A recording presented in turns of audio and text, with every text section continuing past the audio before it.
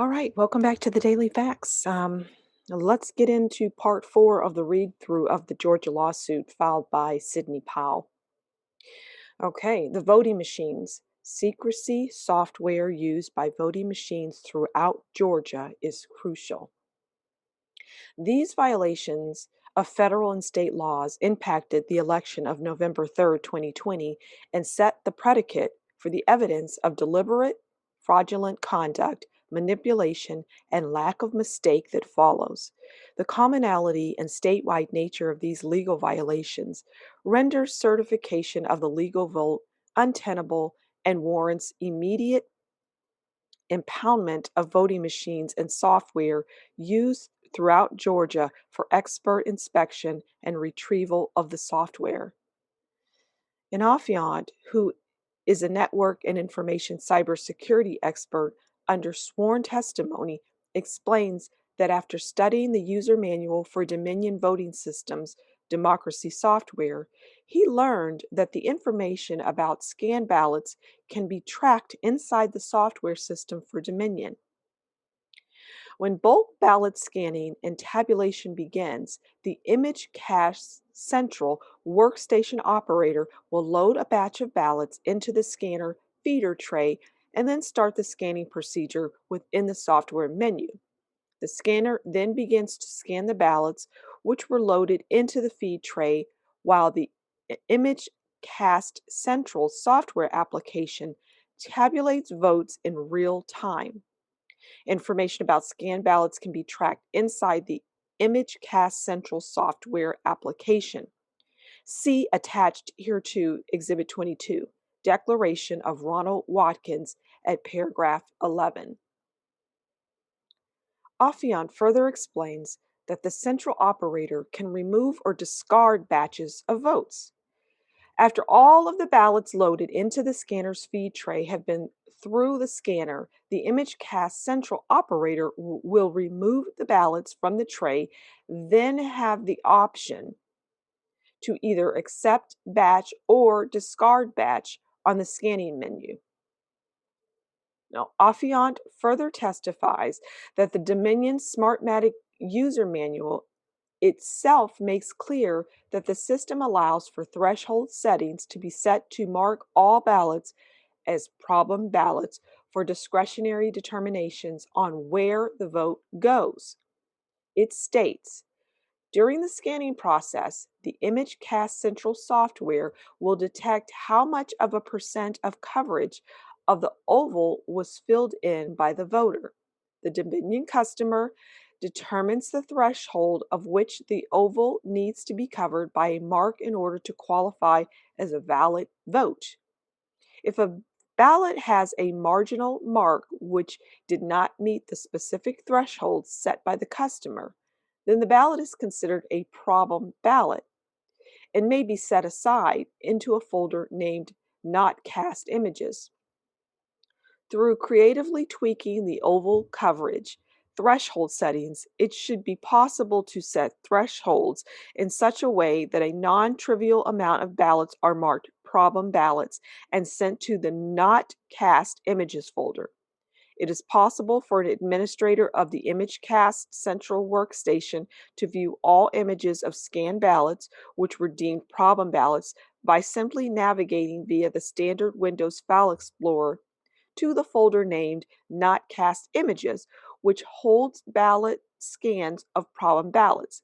It is possible for an administrator of the Image Cast Central workstation to view and delete any individual ballot scans from the Not Cast Images folder by simply using the standard Windows Delete and Recycle Bin functions provided in the Windows 10 Pro operating system. The affiant further explains the vulnerabilities in the system when the copy of the selected ballots that are approved in the results folder are made to a flash memory card, and that is connected to a Windows computer, stating, it is possible for an administrator of the Image Cast Central workstation to view and delete an individual ballot scans from the Not Cast Images folder by simply using the standard Windows delete and recycle bin functions provided by the Windows 10 Pro operating system. The upload process is just a simple copy of a results folder containing vote tallies to a flash memory card connected to the Windows 10 Pro machine. The copy process uses the standard drag and drop or copy paste mechanisms within the ubiquitous Windows File Explorer. While a simple procedure, this process may be error prone and is very vulnerable to malicious administrators. It was announced on Monday, July 29, 2019, that Governor Kemp awarded a contract for 30,000 new voting machines to Dominion Voting Systems, scrapping the state's 17-year-old electronic voting equipment and replacing it with touchscreens that print out paper ballots. Critics are quoted. Led by Abrams, Democrats fought the legislation and pointed to cybersecurity experts who warned it would leave Georgia's elections susceptible to hacking and tampering. And just this week, the Fair Fight voting rights group, started by Stacey Abrams, launched a television ad. Before we continue, let's read footnote 12. Georgia buys new voting machines for 2020 presidential election by Mark Nisi, the Atlanta Journal-Constitution, July 30th, 2019. Critical of the bill. In a statement Thursday, the group called it corruption at its worst and a waste of money on hackable voting machines. It was further reported in 2019 that the new Dominion voting machines in Georgia, with Georgia's current voting system, there's no way to guarantee that electronic ballots could accurately reflect the choices of voters because there's no paper backup to verify results, with it being reported that A, recounts are meaningless on the direct recording electronic voting machines because they simply reproduce the same numbers that they originally generated. B, but paper ballots alone won't protect the sanctity of elections on the new touchscreens called ballot marking devices. C, the new election system depends on voters to verify the printed text of their choices on their ballots, a step that many voters might not take. The state election board hasn't yet created regulations for how recounts and audits will be conducted, and paper ballots embed selections in barcodes that are only readable by scanning machines, leaving Georgians uncertain whether the barcodes match their votes. The footnote reads, Georgia Governor inks law to replace voting machines. The Atlanta Journal-Constitution, AJC News Now by Greg Blumstein and Mark Neese, June 14, 2019. As part of the scheme and artifice to defraud the plaintiffs, the candidates, and the voters of undiminished and unaltered voting results in a free and legal election, the defendants and other persons, known and unknown, committed the following violations of law. 50 U.S.C. 20701 requires the retention and preservation of records and papers by officers of elections under penalty of fine and imprisonment. 20701. Retention and preservation of records and papers by officers of elections, deposit with custodian, penalty for violation. Every officer of election shall retain and preserve for a period of 22 months from the date of any general, special, or primary election of which candidates for the office of president, vice president, presidential elector, member of the Senate, member of the House of Representatives, or resident commissioner from the Commonwealth of Puerto Rico are voted for. All records and papers which come into his possession relating to any application, registration, payment of poll tax, or other act requisite to voting in such election, except that when required by law, such records and papers may be delivered to another officer of election, and except that if a state or the Commonwealth of Puerto Rico designates a custodian to retain and preserve these records and papers at a specific place, then such records and papers may be deposited with such custodian, and the duty to retain and preserve any record or paper so deposited shall devolve upon such custodian. Any officer of election or custodian who willfully fails to comply with this section shall be fined not more than 1,000 or imprisoned not more than 1 year or both. In the primaries, it was confirmed that the rapid introduction of new technologies and processes in state voting systems heightens the risk of foreign interference and insider tampering. That's true even if simple human error or local maneuvering for political advantage are more likely threats. A Penn Wharton study from 2016 concluded that voters and their representatives in government, often prompted by news of high profile voting problems, also have raised concerns about the reliability and integrity of the voting process and have increasingly called for the use of modern technologies such as laptops and tablets to improve convenience. As evidence of the defects or features of the Dominion Democracy Suite, as described above, the same Dominion Democracy Suite was denied certification in Texas by the Secretary of State on January 24, 2020, specifically because of a lack of evidence of efficiency and accuracy, and to be safe from fraud or unauthorized manipulation. The footnote reads, see threats to Georgia elections from Loom despite new paper ballot voting by Mark Neese, the Atlanta Journal-Constitution.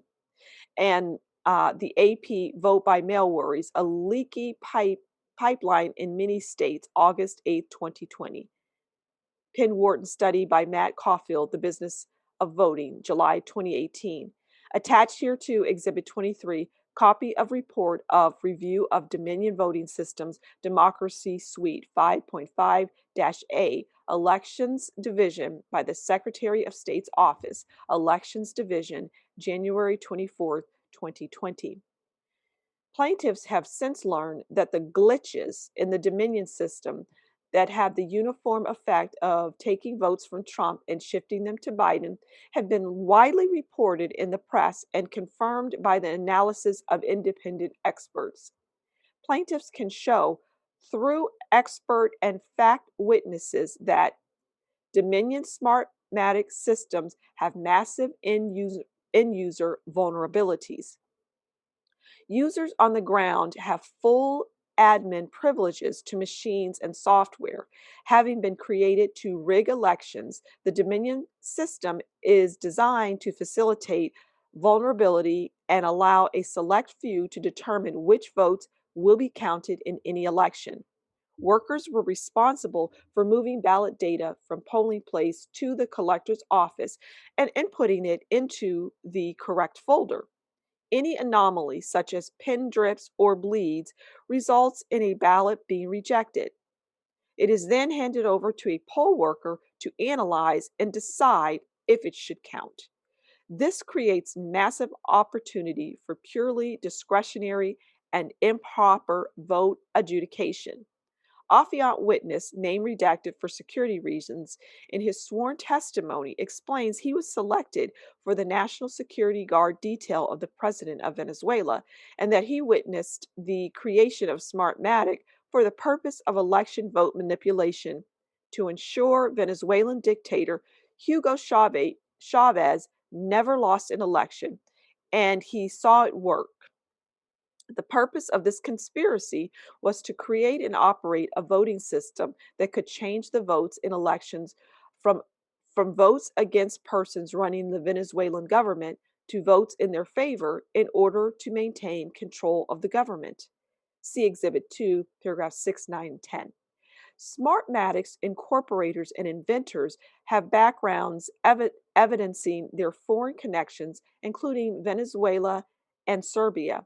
Specifically, its identified inventors, applicant Smartmatic Corporation, inventors Lino Iglesias, Roger Pinate, Antonio Muguisa, Paul Babick, Jeffrey Nevada, Danny Farina, Rodrigo Meneses, Salvador Penicelli, Gisela Gon- Goncalves, Rem Caruso.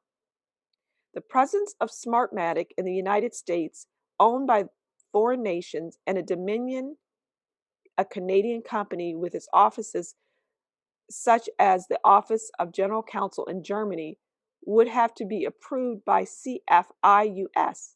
CFIUS was created in 1988 by the Exxon-Floria Amendment to the Defense Production Act of 1950. CFIUS authorizing statute was amended by the Foreign Investment and National Security Act of 2007, FINSA. As amended, Section 721 of the DPA directs the President, acting through CFIUS, to review a covered transaction to determine the effects of the transaction on the national security of the United States. 50 U.S.C. App 2170B1A, Section 721 defines a covered transaction as any merger, acquisition, or takeover by or with any foreign person, which could result in foreign control of any person engaged in interstate commerce in the United States. ID 2170A3. Rouse Corporation versus Com on Foreign Investor, not sure what the INV means. 758 F3D 296 302 411 US App DC 105 111 2014. Review of covered transactions under sections 721 begins with CFIUS. As noted, CFIUS is chaired by the Treasury Secretary, and its members include the heads of various federal agencies and other high-ranking government officials with foreign policy, national security, and economic responsibilities. Okay, we're going to end it there, and we'll pick up on part 5 very soon. Thank you for stopping by the Daily Facts. Do like, share, subscribe, and leave a comment below. Thanks, and talk again soon. Bye.